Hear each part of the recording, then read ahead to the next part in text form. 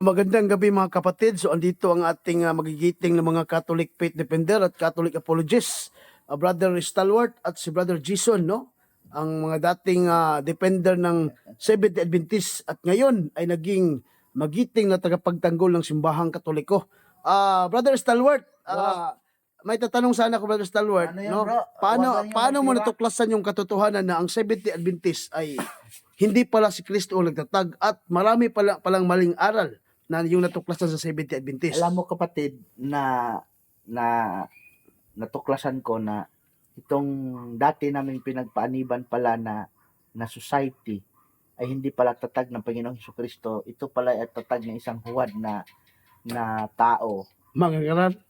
Huwad na mangangaral na nakasulat diyan sa Matthew 24 chapter 5 na mag-iingat tayo sa huling mga araw, may lalabas na mga bulaang mga propeta. Yes. Tapos nakita ko sa mga libro nila na inangkin din pala niya na isa siyang messenger. Hindi naman niya sinabi siya ay propeta, pero in-interpret ng mga kasamahan niya na messenger siya, propeta siya. Tapos sa mga libro nila, yung 70 Adventist Fundamental Belief at yung isang libro na So memorize mo talaga lahat yung mga libro ni Ellen G. White? daming libro niya ni Ellen G. White, bunga ng kanyang hallucination. Tapos makita ko na hindi pala lalo na yung investigative judgment na Ano bang nakasulat doon, Brother Stalwart? ang investigative judgment kasi yun yung tawag nila na fundamental of the Seventh Adventist doctrine. Yes. Yan yung sintong doktrina ng mga Seventh Adventist. Daming Seventh Adventist na hindi nakakaalam yan. Yes. Ang sintong doktrina nila yung investigative judgment. Na sa 1844, pumasok ang Panginoong Hesukristo sa Holy of Holies sa langit. Tapos nag-umpisang doon, maghukom. Ganyan. So, bula ang aral yan eh. So hindi taga paniwala yung ganyang doktrina. Hindi mo talaga paniwalaan. Tapos yung aral na yung kaluluwa ay wala, yung aral nila na wala pang nakapunta sa langit. Ando lang sementeryo. Lahat ng mga namatay ay sa sementeryo. Maling aral yan. Yan Yes. po ay huwad na aral. Correct. Bakit? Si Ellen G. White mismo nagpapatotoo niyan. Yung libro niyang A Word of the Little Flock, sinabi niya doon na sinama siya ng Panginoong Hesukristo doon sa langit. Ano ba? Tama yan. Ganda. Yan. Sinama siya ng ating Panginoong Hesukristo doon sa langit. Nakita niya doon ang mga kaluluwa ni Abraham, ni Moises, at saka marami pang mga fathers doon. Nakita niya doon sa Tama langit. yan. So marami pa talagang maling aral yung Seventh-day Adventist, bro. Marami talaga. No? Marami tayo, sabi ni Bro Raul eh. So ano pang mga natuklasan mo, bro, na maling aral doon sa Seventh-day Ang Adventist? dami yung Yung propeta si Ellen G. White. yan, Mali yan. isa yan. Oh. Yung sinabi nila na nasa Seventh Adventist Fundamental Belief na si Jesus Christ ay makasalanan, nasa yan. Ganoon ba? Oo, Meron ba yan? meron. Ang Panginoon nila ay makasalanan. Ganoon ba? Di ba yung aral ng saksi ni Jehovah, bro, na yung si Jesus Christ at si San Miguel? San Miguel ay isa? Yun din yung aral ng So pareho sila ng doktrina. pareho sila pa, nangungupyahan na yan eh. Oo. Sino nangungupya? Si Ellen G. White, nangupya kay Russell. Balik. Una nga si Russell niyan. Una si Ellen G. Di, White. una si Russell niyan na aral. Doon pa sa sa kay Oo. William 1863. Miller. Yun. Ay, hindi kay Charles ta si Russell kasi yung aral na yan. Tapos kinopya ng 1872 yung saksi eh. 1863 yung iwan ko sino nangungupya. Pero nakita mo talaga, Brother Stalwart, yung mga pamphlets talaga, yung mga libro talaga ng official ng Seventh-day Adventist na nagkukontrahan. Yes. May pamphlets ako ditong dala. Ano? Sabi nung pamphlets nila na yung Daniel 7:24 to 25, sabi nung pamphlets nila, San Antiochus Epiphanes. Sabi naman ng mga evangelist na mga ngaral nila, ay yung daw yan, yung Santo Papa daw yan, binago yung panahon, pero hindi. Sabi ng pamphlets nila, sa yung Amazing Facts, San Antiochus Epiphanes yun. Yes, tama yun. Pero Biblia ang pinagbasihan eh. Bakit kailangan Kung Biblia din, si Antiochus Epiphanes din naman yun. Saan mo mabasa na ang Santo Papa ang ano niyan, ang Ang katuparan. katuparan niya? Wala Wala kang mababasa. Eh, katang-isip lang yun. So hindi pala totoo 'yun. Hindi Hindi Hindi totoo totoo yun. yun. Oo. So therefore yung mga doktrina, marami talagang mali na doktrina sa Seventh-day Marami. Adventist. Dami. Kapatid. Dami talaga. No? Ah. So ano pa ang natuklasan mo, Brother Starot, kaya ka umalis sa Seventh-day Adventist? Hindi ito paninira, ha? Hindi yan paninira. Panunuklas lang ito ng Panunuklas. doktrina at aral ng Seventh-day Adventist. Alam niyo mga kaibigan, yung aral ng mga church fathers noon ng mga Irehe, alam mo yun, si Nestorius? Mysterious. Di ba, Irehis yan? Diniklara ng simbahan na heresian siya. Kasi may aral siya na pinalabas na si Santa Maria hindi ina ng Diyos, kundi ina ng taong si Kristo. Yun yung aral ng mga Seventh-day Adventist. Yung aral ng irihin ng mga tao noon, kinopya din nila. Yung mga Seventh-day Adventist hindi naniniwala na si Kristo ay ina ng Diyos. Si Jesus Christ, kasi si Santa Maria ay ina ng Diyos. Ganun pala. Sapagkat si Santa Maria ay ina daw sa pagkatao ng Panginoon. Eh, halos lahat naman nagsabi. Dalawa yung Diyos nila, may dalawa ng persona, may personang tao, Tao, personang Diyos. Diyos. Yun, kaya sa pagkatao, ina. Naging dalawa Ina na. sa pagka-Diyos. Dalawa na persona ni Kristo. Dalawa na persona ni Tama yun. So ano Tama yun sa kanila. so hindi pala totoo yung mga Hindi, aral. Hindi, no? Si grabe naman to evangelist na to. So kapatid, anong yung sasabihin na kapatid na yung Seventh-day Adventist, especially sa mga vlogger ng mga Seventh-day Adventist, wala daw ibang iglesia ang itinatag ng ating Panginoong Jesucristo. Ang Seventh-day Adventist lang daw kasi sila yung nasa katuparan sa banal na kasulatan na sumusunod ng utos ng Diyos. Anong masasabi mo dito? Hindi. Kung susundin mo ang utos ng Panginoon, may utos yung Panginoon sa Biblia. Basahin natin yung Biblia. Pahiram sa Biblia. Sige. Tingnan mo yung utos ng Panginoon, ha? Oh. Tingnan natin kung nasunod nila ito. Ito ang utos ng Panginoon. Yung sa kanila pinapatay nila, mga bata lang eh. Pero yung papatay ng Panginoon dito, ano talaga, mga matatanda na talaga. Ito, Lucas. Tingnan natin yung utos ng Panginoon, ha? Sabi nila, sumusunod daw sila. Sige, Luke basahin mo. 19, basahin natin, kaibigan. Ito, maganda itong bahay na napuntahan natin, si kay Bro Raul, ang daming, daming referensya, ang daming Bible. So, ito yung talagang totoong Katoliko talaga, depender talaga. Luke chapter 19, verse 27. Sabi ng Panginoon, ano kasi ito eh? Bisaya. Sige lang. Nan karon mahitungod sa ako makaaway nga dili gusto nga ako maghari kanila, dad-adin ni sila og pamatya sa akong atubangan. Si Jesus misulti niini og mipadayon siya ngadto sa Jerusalem uban kanila.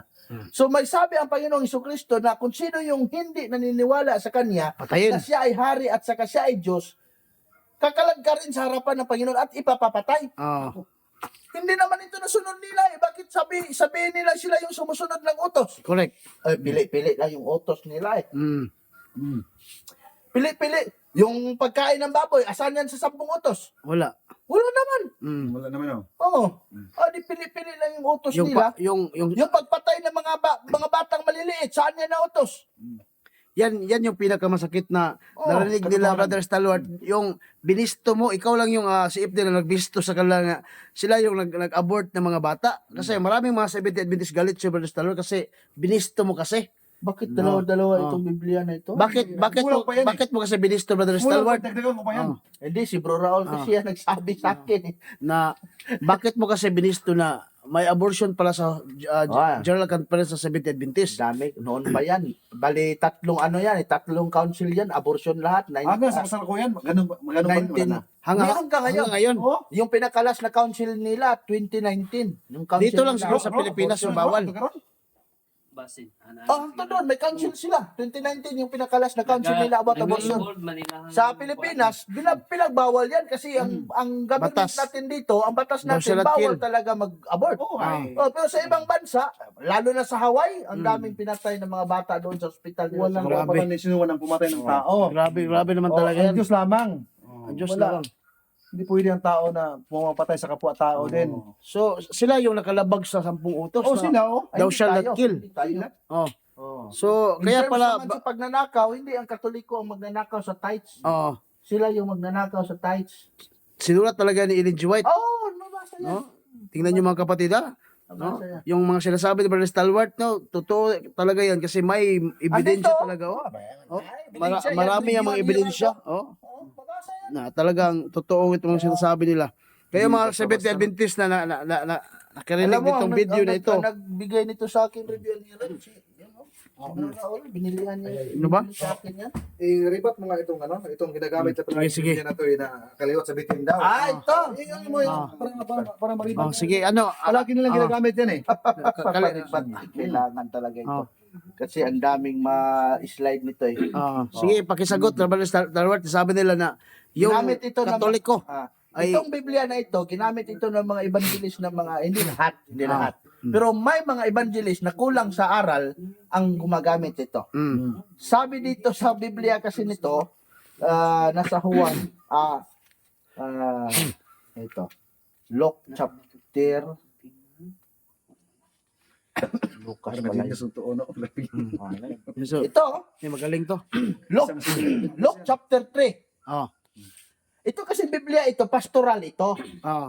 Ibig sabihin ng pastoral, edisyong pastoral, ibig sabihin ng pastoral, may footnote siya, may paliwanag. Yes. Tapos itong pastoral na to ginagamit nila.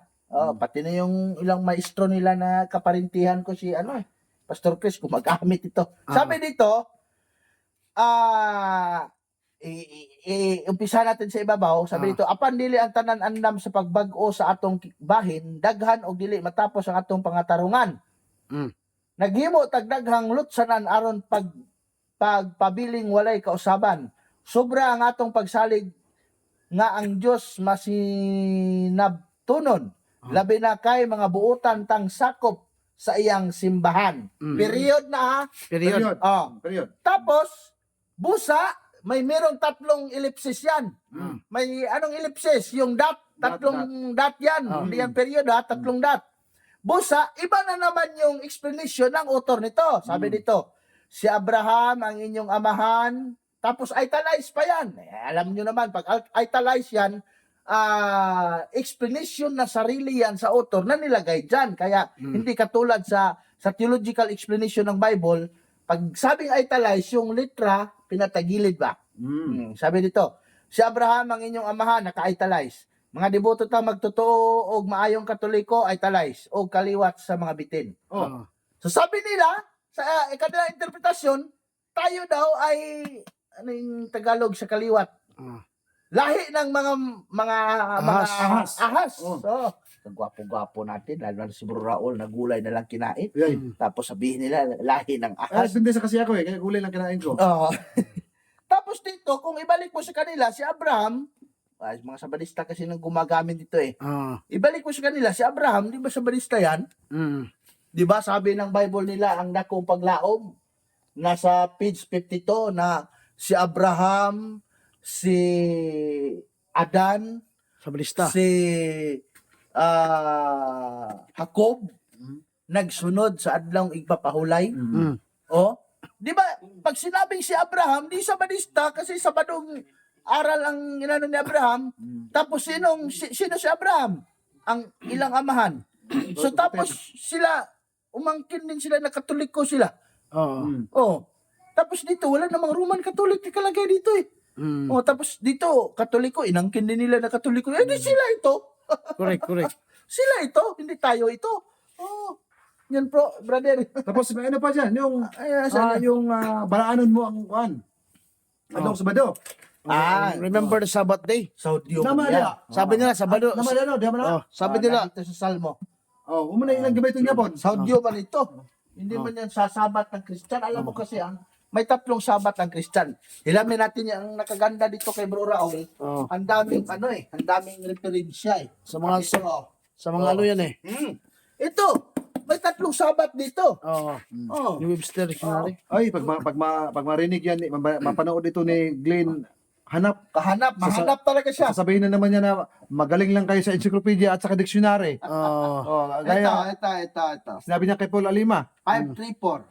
Basahin natin, 534. Galing ito kay Bro Raul, magandang referensya ito. 534. Ito, Webster New Ideal Dictionary. Saan mo nabili yan? kay Bro Raul ito eh. May balita gyapon na. Sabi dito sa 534, May balita alam. Sunday, May balita gyapon. the first day of the week, the Christian Sabbath. Ito, Oh. ayan o. First day of Christian Sabbath yan eh. Oh, Oh. bakit sabihin nila na ang Sabat na Kristan ay kapitong araw? Mali yan. Maling aral yan. Oh. Oh. Salamat po, kapatid. So meron pa, marami pang Marami pa. katanungan eh. Kasi Ano yan? curious lang yung mga tao. Ano yan, live yan? Di. Hindi. YouTube ito eh. Isa ko nabasa na YouTube. Oh. bakit sinabi niya yung sabay sinabi niyo na sinira yung yung araw ng pagpahinga. Oh. Sinira talaga ng Panginoong Isukristo. Nasa Bible yan. Mm. Pero tatakbo sila dyan sa CCC at saka CFC. Ano yung CFC? Catechism of the Filipino Catholics. Nandiyan, nakita mo. CFC? Sa amin ito, ano siya, Kabadban Couples for Christ. Oh. Nandun, sinabi doon na Jesus was faithfully observed the Sabbath. Mm. Tama naman. Yung Sabbath, inobserve na ng Panginoong Hesukristo, pero yung aral ng Sabbath, sinira ng Panginoon. Oh. Yung Sabbath kasi, ceremonial yan. Kasi yung Sabbath, Exodus chapter 35, verse 1 to 4, ang Sabbath dyan, may tawag nitong balaod. Ano ang balaod? Batas. Batas. Si ano nga Batas. yung kaibigan kong si Rosby Alihabo. Natatawa ako nung yung may babae doon sa kanya nagtatanong tungkol diyan. Oh. Na, Parang diskumpiyado talaga siya sa Tanong. sinira. Sa sinira. sinira. Yung babae, nagtatanong sa kanya kay Brother Rosby Oh. Alihabo. Sinira. Natatawa ako. Ulit-ulit tinilang niya eh. Prank babae, dalawang isip siya, ano ba talaga yung binasa niya? Wala naman dito. Diba gumagano'n siya? Latina Vulgata kasi yun Ibang Biblia nabasa. gamit niya eh. Kaya nga, marami tayong mga Bible. Ah. Tulad ni Bro Raul, ang daming Biblia. Mm. May BKK, may John. So therefore, sinira ni Kristo yung aral. Hindi yung Yes, yung solemnity ng Sabat, sinira ng Panginoon. Oo. Andyan sa Bible na yan, yung black bro, paki. Nung itim, ito, Ah. yung World Translation. Yan, no. Nandito, si Kristo araw ng Sabat, gumagawa ng putik, yung nagmasa ng putik. Nabasa ko yun. Nandito. Mabasa. Tapos, Basahin mo mga pastor ito para maliwanag, para maganda. Pakinggan. Yung mga pastor. mga pastor ito, magnanakaw. Matatakaw. Oo. walang kabusugan. Walang kabusugan. Kahiya naman yan.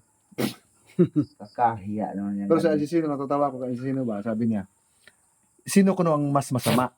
Yung katolikong lasinggero, maraming bisyo, kaysa pastor. Sabi ni Argesino, Bro RG, mas masama yung pastor daw. Bakit? Kasi yung katolikong daw, yung sinisira niya, yung sarili rin lang niya. Oh. Samantala yung pastor daw, kung sino-sino na lang ang pinagsabihan. Oh. Para ano ba, iniinggan niyo niya ba para madala niya. Di maraming kaluluwa ang niligaw niya. Naliligaw. Ito, yun ang correct. John chapter 9 verse 14. Naatol nga kadto igpapahulay sabat yan. Sa adlaw nga si Jesus nagmasa og lapok. Basta mo ko na. So sa araw ng Sabat, si Kristo pala ay libur. Alam mo, carpenter si Jesus Christ eh. Oh. Carpenter si Jesus Christ, pandayan. So nagmasa ng putik. Nagmasa ng simento. Oh.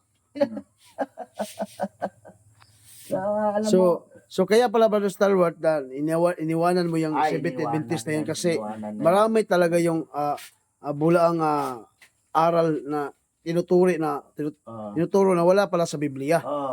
marami. So- Pati ito, sa panista mo nito. Oh. Sa daming bulaang aral, hindi na kumakain ng baboy hanggang ngayon. Ay, hindi naman talaga compulsory nakakain tayo. Oo. Sa atin naman yun eh. Ay ako nga eh. Gulay eh. Gulay. Bawal Purely din gulay kain na ako gulay. ngayon. Kaya wag mo i-judge yung tao na kumakain ng gulay, sabi ni Apostol Paul. Lahat naman eh. Kasi mahal naman yung kilo ng lechon eh. Bakit yung kakain kung wala tayong pera? Wala tayong pera. Tama yun. Pero ang iba dyan, may pera, pero hindi naman kumakain ng lechon. Pero yung tindira kanina sa sa palengke, bumili kami ng dinuguan para sa aso. Sabi niya, "Sir, para sa alin to? Para sa dogi yan?" Ang sagot niya sa akin, "Para sa dugi lang pala." Hindi naman pakain sa tao yung dugo yun na yan. Bakit mababasa mo sa Biblia na ipapakain yan? Ah. Hindi ko bikibo. Hindi siya kumikibo. Importante yun. Hindi siya kumikibo. Katoliko yun. Katoliko yun. Pag tanong, anong reliyon mo? Katoliko. Nagbasa ka ba ng Biblia? Hindi. Ngayon. Yun lang problema. Tanong Hindi pala nagbabasa ng Biblia. Ako ang nagsabi na ako nagbasabi sa kanya na yung dugo hindi ipapakain ng tao yan. Kaya nga, nagtanong-tanong siya para saan. Tapos yan, hindi naman pala siya nababasa ng Biblia. Oo. Hindi siya nakakibo. Kasi, Basta dugo lang yan. Ako hindi naman ako kumakain ng dinuguan mula noon. Pero hindi ibig sabihin hindi ipapakain. Ipainom pa yung dugo nakalagay pa dyan eh. Oh. Painom pa So, yan. may- Painom pa nga eh. yung evangelist doon sa Pagadian na si Sarmiano, Brother Stalwart, sabi niya, wala daw mga Katolikong si FD apologist, si CM na tatanggap sa kanyang hamon. Yabang naman. Kasi nga, takot daw lahat. Paano naman mo tanggapin na hindi naman yun makikita? Yun Hindi yung naman yun problema. magbabasa ng Biblia. Pero Tapos makipagdebate ka sa kanya tapos hindi na makikita. Kawawa naman. yun yung Oo. sagot mga Hindi na kapatid. nga makakita yan. Tapos patulan mo pa. Kaya nga, hindi kami pumapatol sa ganun. Kasi piwod kasi yun mga kapatid. No, pasensya kayo mga kapatid. Makakita mo na siya. Makipagdebate kami sa kanya. Yung buo na yung paningin niya. Pero siya, grabe siya magkaano sa social media. Wala talagang Katolikong harap sa akin sa debate. Takot lahat. Paano ka harapin? Hindi ka makakita. Ano masabi niyo, bro Raul? Tama yung sabi ni Bro Salwart eh. Hindi nakakita. Kawawa naman yung tao. Kawawa daw. Oh. At saka huwag kayong sumama sa mga hindi nakakikita. Kasi pag Saan mo ba sa'yo, bro? ay nakalimutan mo. Mahuhulog sa kanal dalawa dyan. Talaga Huwag kayong Masisira dyan. talaga buhay niya. Huwag kayong sasama sa mga bulag. Tama yun. Pero kung gusto nyo angat ang inyong buhay, sumama kayo sa sa negosyo ko. Negosyo na sa iyo. So, May negosyo. marami pa tayong pag-usap, Brother Stalwart. Maganda ito kasi marami kasi nagtatanong eh. Ako i-video sa inyo. Yung ibang Seventh Adventist, yung iba, dumini mga tinitira sa iyo. Marami. Kasi hindi Alam kasi mo yun, si Glenn Kahanap, yung mga post niya, nonsense. Nonsense talaga. Nonsense talaga. Hanap talaga. Wala sa hulog. Mas maganda pa yung ibang mga SD na nagpo-post, may makakuha din tayong aral. Kahit pa Sa kanya paano. wala talaga Wala talaga. Wala. Hanap Tingnan mo yung mga talaga, post niya, hanap. wala talaga. Wala. or Wawa. pang content lang yun, bro. Pag content lang para kumikita. Content, Yun naman eh. Pero wala namang kita yan eh. Ayun ko baka kumita magtaga ba yan pag walang kita? May kita Pero siguro yan. may kita na yun. May kita yun. Kaya pala. Iwan ko rin yung ibang mga Katoliko, bakit sila nagko-comment sa mga Dapat wag na lang mag-comment. Dapat no, ang advice ko lang sa mga mga Katoliko, pag may makita kayong mga video na gaya ng mga 7 Adventist, Paninira. scroll nyo. Oo. Huwag nyo tingnan panoorin. Scroll ko man. Huwag nyo tingnan. Lalo na yan, si Roy Tondag. Roy Tondag na yan. Ay, walang kwenta tao yan. Ito na, kaibigan ko yun eh. O, kaibigan mo nga. Pero Kaibigan ko ngayon, yung Sir Tundag. lumala na yung sakit sa utak niya eh. Pero bakit hindi siya harap sa Maginoong Talakayan? Ay, takot niya eh. Hindi naman siya, si Tundag, hindi naman siya maano sa debate talaga. Oh. At saka pag makita mo si personal yun, napakabait na tao yun. Sa social media, ganun siya magsalita. Nagkita na kayo? Nakita mo, mabait na tao yan. Oo ba? Mabait talaga yan. Kung makita, at saka yung itsura niya talagang mabait na tao. Pag sa social media parang siya magsalita. Oo. Ano yung Rojisan? Si Roy Tondag, yung kalamang gapo kanina, ano yan? Live sila. Ano yan? Hanginon. Hanginon talaga. Hanginon. Pero alam mo, kinausap ko yun siya eh. Sabi niya, bro, yung sa akin, social media lang yun. At saka, pag hindi mo masyado, Wala na personalan. astigan daw, wala daw manonood. Oo. Kaya kailangan daw niyang lakasan ba ang niya para astig tingnan. Pero sa akin, wala akong comment sa kanya. Siya na lang siguro baka naman. Pero pwede siguro ngayong kailan ba debate natin dito sa Kabadbaran, bro? June daw yan. John? Pwede siguro si Roy Tundag Amek, harapin ko. ikaw? Oh. Sige, ano mo? Oh. Sino Ako- ka kalaban ni ako- Amek? Ako ang mamasahe kay May Tundag. kalaban na kay si Amik eh. Sabi mo lang, ako ang mamasahe kay Tundag. Tayo man, apat tayo. Kasi Bro Jason, kung kasama to. Kawawa yung Tondag Ah? sa'yo. Ako lang. Kawawa yung Tondag sa'yo. Ano ba? Hindi gusto ko rin makapunta si Tundag dito. Kasi kaibigan kasi ni Kaibigan ko yan eh. Bro Raul eh. Mabait ng tao yan. Andyan man si Tondag sa Sibagat. Si Bagat na pala yun. Nag-drive ng ano? Yung Babaw. asawa niya, taga dyan. Naandyan siya ngayon. Bumalik dyan. Nag-drive ng malaking sakit. Di ba tagatagom yun? Wala na sa Stagom. Andyan na sa Sibagat. Kung Parang andito nga sa Tuba yun. Nag-drive ng ng mga malaking sakyanan sa si Tundag Mina. lagi, Sa Mina. ako tawagan. Tawagan mo. Ah. yun. Kaibigan po nun. So, Tama, Pastor Dundag. pwede mo namang, pwede mo ano yun, Di, formal. Mabait. Kikita mo yung mabait yan. kahit tayo, mabait naman tayo sa personal. Wait, ito tayo. Sa debate lang tayo, ano? Ako hindi ako mabait. Ha? Ay, ikaw. Ikaw lang. Hindi nga. Ah. Si Roy Dundag, mabait na tao yan. yung partner ni Bro Stalwart, sino ang partner Bro Stalwart? Kung sinong kakasasama Ah. ko. Yung kakasa sa hamon niya, Ah, tapos kakasa sa hamon Pero ni Brad kung- Paul. Si Amik, may partner na siya eh. andyan na. Oh. Sa akin, pwede si Dan Maasin or si Roy Tulgan. Ayan, maganda. Malayo Pero si John Masin. may topic siya na ibinigay. Patutunayan na natin na si San Pedro ay unang Santo Papa ng Simbahang Katoliko. Ayaw ko munang mag-affirm ganyan kasi Ako, kaya ko yan. may topic pa kasi ako eh. Tatapusin ko Kung mo yung gusto topic rin ko. masin yan, ay. Oh, pwede. kahit bukas, Depende lang kung pwedeng sinong kakasa. Oh, Dan Maasin na. Napakagandang topic yan. Oh, si Bro Stalwart yung kakasa, papatunayan niya na si San Pedro ang pinakaunang Santo Papa. Ako, papatunayan ko na ang sign of the cross Hirap sa'yo. biblical. Hirap sa inyo ba? Hindi, nagbibideo Ikaw, ako. ano sa'yo? Ako, wala ako eh. Sponsor tayo. Sponsor ako. Ako mamasahe kay Brother Roy Dundag. Oh, Ay, Dundag. driver plus ano, may pira yun. May pera yun. May pira Oh. yun. Hindi na. Stipend na lang, bigay mo sa kanya. Pagkatapos ng debate. Bigay mo na sa Katoliko eh. Naglaro. Pero ito, Happy sa eh.